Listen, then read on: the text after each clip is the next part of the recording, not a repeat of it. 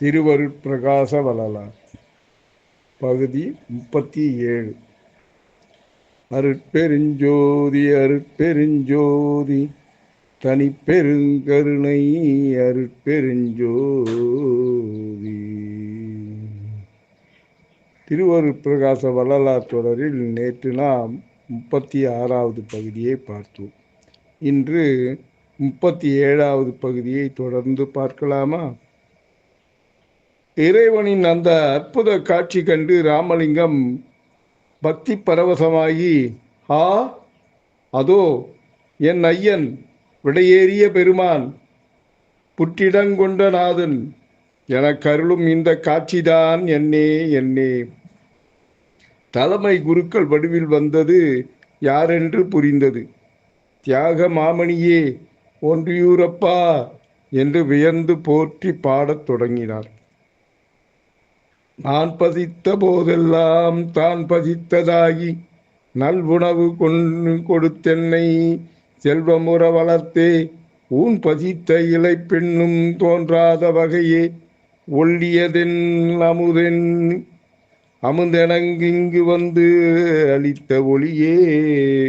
அதுவரை ராமலிங்கத்திற்கு காட்சியளித்துக் கொண்டிருந்த தியாக பெருமான் அவர் பாடி முடித்ததும் மறைந்து அருளினார். தியாக பெருமான் திருக்காட்சி அருளியதை தாங்கள் காண முடியாததை எண்ணி எல்லோரும் வருத்தப்பட்டாலும் அவர் பொருட்டே அவருக்கும் தங்களுக்கும் இறைவன் குருக்கள் வடிவில் வந்து உணவளித்தான் என்பதில் அவர்கள் பெரிதும் மகிழ்ச்சி அடைந்தார்கள். வேலாயுத முதலியார் அந்த மகிழ்ச்சியோடு வியந்து, ஆஹா, சுவாமிகளின் திருவருளே திருவருள். நம் சுவாமிகள் இன்று நாம் இறைவன் உணவளிக்க உண்ணும் பேறு பெற்றோம். நம் சுவாமிகளால் இன்று நாம் இறைவன் உணவளிக்க உண்ணும் பேறு பெற்றோம் என்று குருநாதரை போற்றினார். ஆமாம் ஆமாம் என்றார்கள் அன்பர்கள். மீண்டும் வேலாயுத முதலியார் ஞானசம்பந்தர் தம் திருமணத்திற்கு வந்த அத்தனை பேருக்கும் கைலாய காட்சி காட்டியது போல இன்று நமக்கெல்லாம் தம்மோடு இறைவன் உணவளிக்க உண்ணும் பாக்கியத்தை கொடுத்தார் நம் சுவாமிகள் என்று குருநாதரை புகழ்ந்தார். ஆமாம், பேறு பெற்றோம், நாம் அந்த பேறு பெற்றோம் என்று மற்றவர்களும் ராமலிங்கத்தை போற்றி கொண்டாடினார்கள். அம்மாவின் ஆசை. ராமலிங்கம் தல வழிபாடு செய்தல், பக்தி பாமாலைகள் பாடுதல், புராண பிரசங்கம் புரிதல், சித்து விளையாடல் என்று வேறு சிந்தனையின்றி தன் வாழ்நாளை ஆன்மீக நாட்டத்திலேயே கழித்து கொண்டிருந்தார் ராமலிங்கம். அவரது இந்த நிலை வீட்டில் உள்ளோருக்கு மிகுந்த கவலையையும் வேதனையும் கொடுத்து கொண்டிருந்தது. சபாபதி பிள்ளையும் பார்வதியும் அவரை பற்றி தெரிந்து வைத்திருந்ததால் மனம் சமாதானப்பட்டிருந்தார்கள். ஆனால் அவரது தாய் சின்னம்மைக்கோ மகனின் திருமண வயது கடந்து போய்கொண்டிருக்கிறதே என்பதில் மிகுந்த கவலையும் துக்கமும் சதா இருந்து கொண்டே இருந்தது. இன்னும் மகனுக்கு திருமணமாகவில்லையே என்ற இயக்கத்தில் இருந்தாள் சின்னம்மை. மகன் ராமலிங்கத்தின் திருமணத்தை எப்படியாவது முடித்துவிட வேண்டும் என்று அன்று காலையிலேயே ஒரு முடிவோடு பொன்னேரியிலிருந்து புறப்பட்டு வந்த சின்னம்மை மூத்த மகன் சபாபதி பிள்ளையும் மருமகள் பார்வதியையும் அழைத்து அது குறித்து பேச தன் பக்கத்தில் உட்கார வைத்தாள் அவர்களை.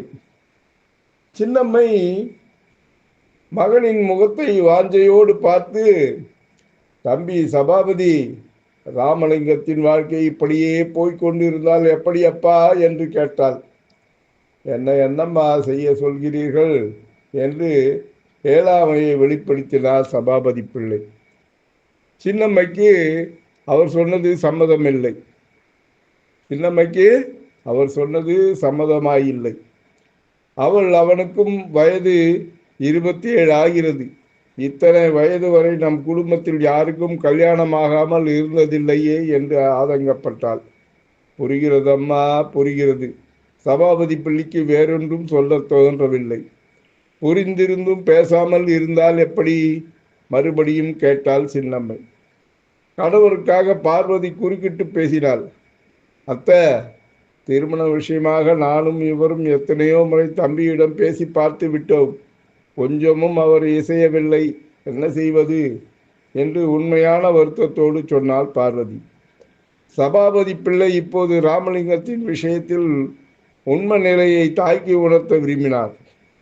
அம்மா, தாங்கள் நினைப்பது போல திருமண விஷயத்தில் தம்பியை சுலபத்தில் வழிக்கு கொண்டு வர முடியாது என்றார் சபாபதி பிள்ளை. சபாபதி பிள்ளை சொன்னது சின்னம்மைக்கு சற்றே கோபத்தை ஏற்படுத்தியது. அவள், ஏன் சபாபதி, தட்டி கழிப்பது போல் அப்படி சொல்கிறாய் என்று வெடுக்கென கேட்டாள். தாயின் கோபம் அவருக்கு புரிந்தது. அவளை சமாதானப்படுத்த தொடங்கினார்.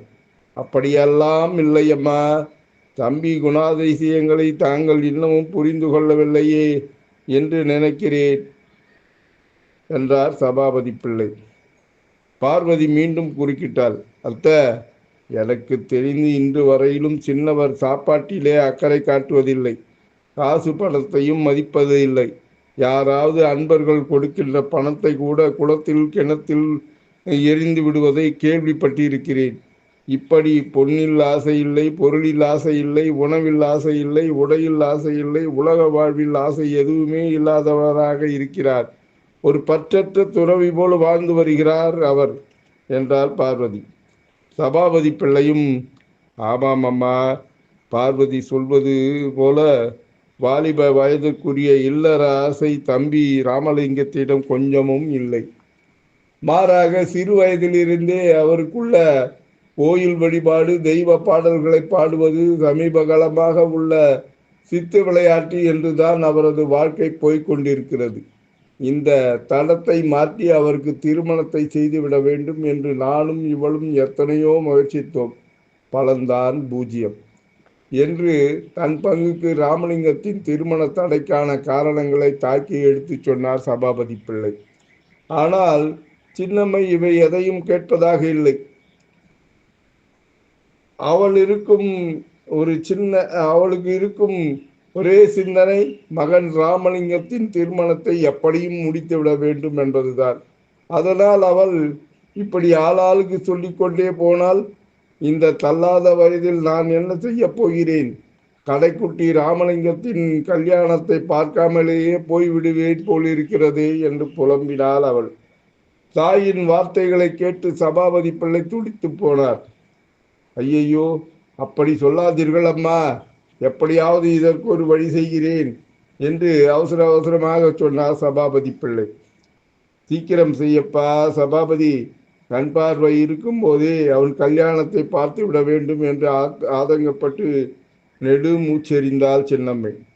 சில நாட்களாக அவளுக்கு லேசாக கண் பார்வை மங்கி கொண்டு வருவது கூட ராமலிங்கத்தின் திருமணத்தில் அவன் இத்தனை அவசரமும் பிடிவாதமும் கொள்வதற்கு ஒரு காரணமாக அமைந்தது. அவர்கள் இத்தனை நேரமாக இவ்வாறெல்லாம் ராமலிங்கத்தின் திருமணத்தை பற்றி பேசி சரியான ஒரு முடிவுக்கு வர முடியாமல் தவித்து கொண்டிருக்கையில் வெளியில் சேர்ந்திருந்த அவர் வீட்டுக்குள் நுழைந்தார். அவரை கண்டதும் பார்வதி சின்னம்மையை நெருங்கி மெல்ல அவர் காதுகளில், அத்தை, அதோ சின்னவர் வருகிறார், அவரிடம் நீங்களே கொஞ்சம் பேசி பாருங்களேன் என்றார் பார்வதி. சின்னம்மைக்கு மருமகளின் யோசனை சரியென்று பட்டது. அதுவும் நல்லதுதான் அம்மா, நான் அவனிடம் பேசி பார்க்கிறேன் என்றவள் தன்னை பார்த்துவிட்டு முகமலர்ச்சியோடு அருகில் வந்த இளைய மகன், தம்பி ராமலிங்கம் என்று பாசத்தோடு அழைத்தாள் சின்னம்மை. தாயை நெருங்கி வந்து நின்ற ராமலிங்கம், வாருங்கள் அம்மா, எப்போது பொன்னேரியிலிருந்து வந்தீர்கள் என்று அவளோடு கேட்டார். சற்று முன்தானப்பா, அங்கு எல்லோரும் நலந்தானே? அக்கறையோடு விசாரித்தார் ராமலிங்கம். நலந்தான் ராமலிங்கம், நீ சற்று இப்படி உட்கார், உன்னிடம் கொஞ்சம் பேச வேண்டும் என்றாள் சின்னம்மை. சரியம்மா என்ற ராமலிங்கம் தாயின் முன் உட்கார்ந்து அவள் முகத்தை அன்போடு பார்த்தார். அவளது முகத்திலிருந்து விசனக்குறி, அதாவது அவருக்கு புலப்பட்டது. என்ன கேட்கப் போகிறார்கள் அம்மா என்று அவருக்கு ராமலிங்கத்துக்கு தெளிவாக தெரிந்துவிட்டது. ஆனாலும் அவர் மௌனமாக இருந்தார்.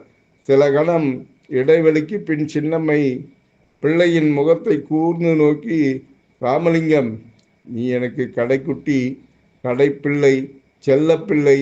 நான் பெற்ற பிள்ளைகளில் உன் ஒருத்தனுக்கு மட்டும்தானப்பா திருமணமாகவில்லை. வயதோ உனக்கு 27 ஆகிறது. ஊரார் கேள்விகளுக்கு என்னால் பதில் சொல்ல முடியவில்லை. உற்றாரும் உறவினரும் உன் மனப்பேச்சு எடுக்கும் போதெல்லாம் தட்டி கழிக்கவும் முடியவில்லை. பொன்னேரியில் உன் தமக்கை உண்ணாமலை மகள் தனம்மாலை பருவ வயதில் பார்க்கும் போதெல்லாம் உன்னை நினைத்து கலங்காமல் இருக்கவும் முடியவில்லை. இப்போது புரிகிறதா என் ஆசை என்னவென்று? அதற்காகத்தான் அழைத்தேன் என்று ஆதங்கமாகவும் கவலையாகவும் சொன்னாள். அதற்கு ராமலிங்கம் என்ன சொன்னார் என்று நாளைய பகுதியில் பார்க்கலாமா? வள்ளலார் திருவடிகளே சரணம். பக்தியுடன் எம் சனிகானந்தம், சேந்தமங்கலம்.